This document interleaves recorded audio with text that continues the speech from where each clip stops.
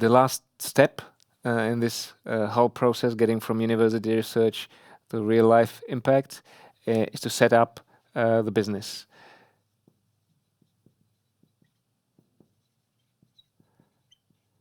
Sometimes you may end a little bit earlier. You may decide to license the technology to someone else, to a bigger player, and end your commercialization efforts. But sometimes when the technology and the solution is very good, the business validation is very good, it's worth a lot of money, it's worth maybe starting your own business.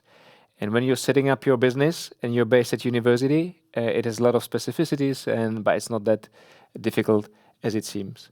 The most important thing, which is very often a problem at university, is a committed team. By a committed team, I don't mean a university research related team, I mean a business team.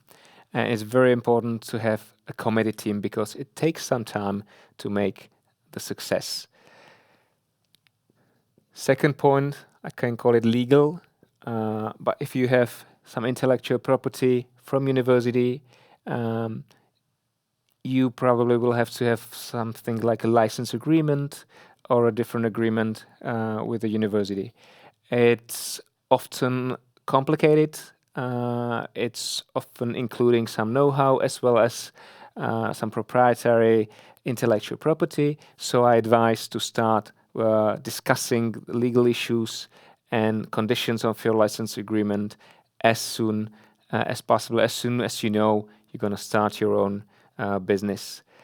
Third, of course, you need some business administration. It's at least in Czech Republic is not that complicated, but still you have to set up the company as such.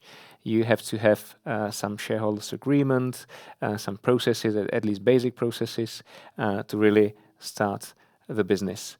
And one last thing you need for everything, you need some money.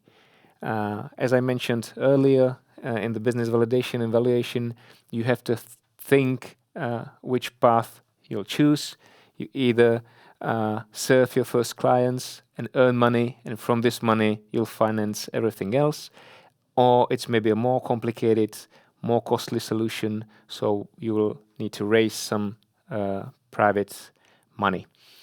And finally, after these 4 steps, you're finally at the beginning and you can start making real impact from your university expertise and research.